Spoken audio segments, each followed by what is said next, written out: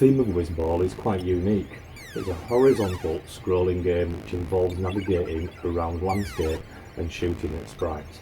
However, the aim of the game is to collect droplets of coloured paint to colour the level. Each level starts off monochromatic, drawn in 3 shades of grey with 3 colours to collect to complete it. A Wizball that has taken form of a green ball has access to 3 levels at a time. Navigate between them through the portals. Each player has droplets of different primary colours, in which may be collected at any time. Each level needs a different colour to be added, which can be composed of by collecting sufficient quantities of the correct primary colours.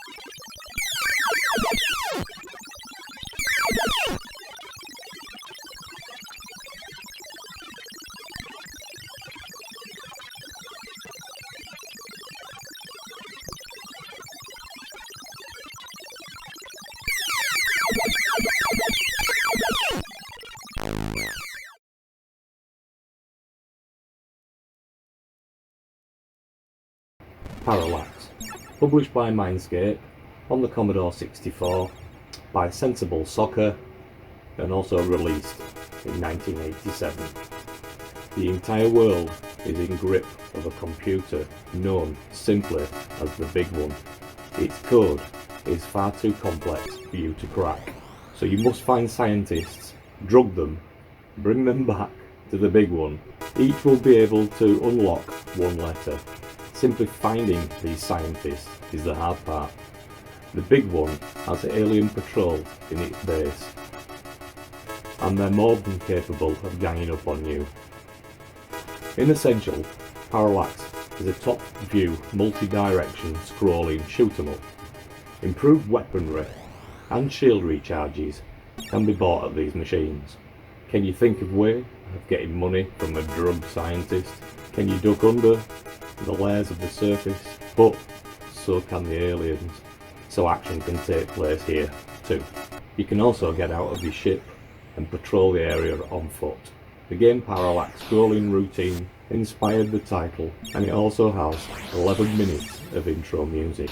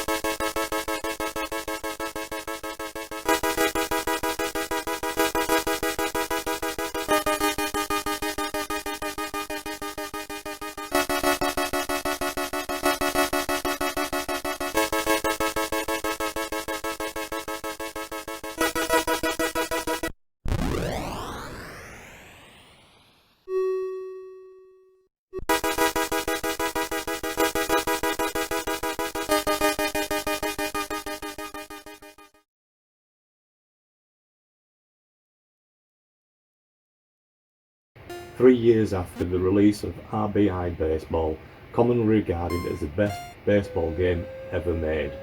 It made a big comeback in the 1990s with R.B.I. Baseball 2, released first on the Nintendo and then later on the PC, and then also on the Commodore 64. Unlike the first game, you now have a choice of all 26 Major League Baseball teams of that time, as well as the ability to use American and National League All-Star teams, and an all-new feature of organising the lineup. The most impressive part of this game was its enhanced graphics. Now the players were taller, slimmed down, had more animation to them, which made them look surprisingly realistic. Even in the outfield, they were extremely well drawn. It just looked like miniature versions of the player seen as a picture in the batter in the screen view. Another nice feature was the addition of more music, as well as music playing while you're in the game. The only bad part about this game was the fact of the poor sound effects from the first game, where they were brought over like pictures and scoring. Overall, R.B.I Baseball 2 won't appeal to everybody, but as an arcade style sports game, it's pretty good, so I'll give it a thumbs up.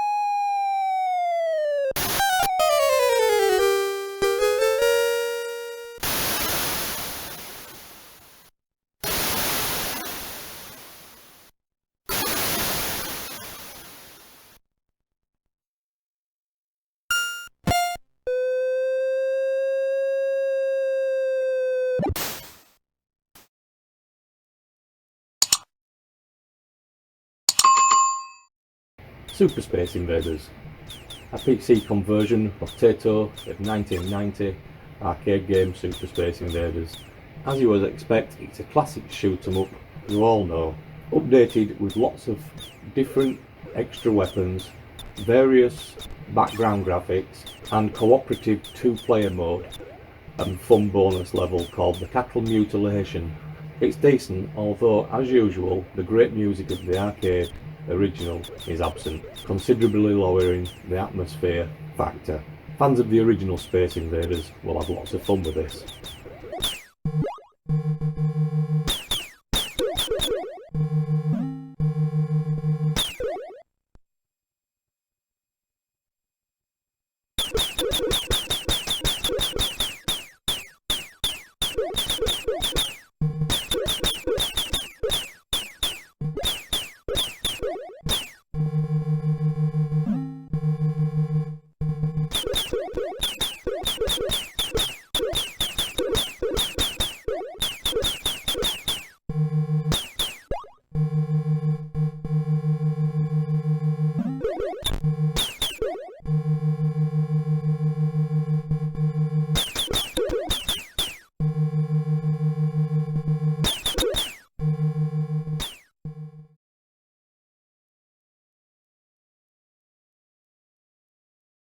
Fun for Schools for the over 8s is an educational part of Fun for Schools series.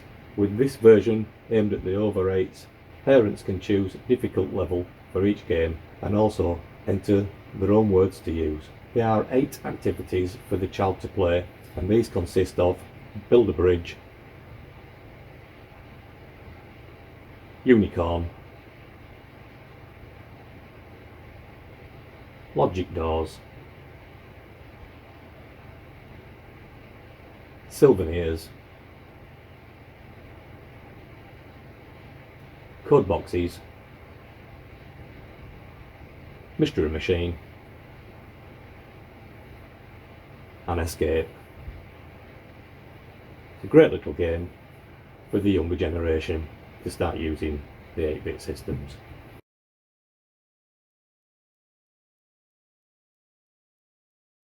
Cyberball. Originally an Atari coin-op, the game takes us into the future. It's played by a 20-foot tall robots who individually weigh more than a human player put together. The rules are just the same. The pitch is 100 yards long, split into 10-yard sections. Each team has 4 downs to carry the ball as far as possible, preferably scoring a touchdown in the process. In the normal game, the ball is nicknamed a bomb. In Cyberball, it's literally true. 20 pounds of high explosives makes this ball something the quarterback wants to get rid of rather quickly. So score as many touchdowns as possible to win the game and become the hero before it explodes.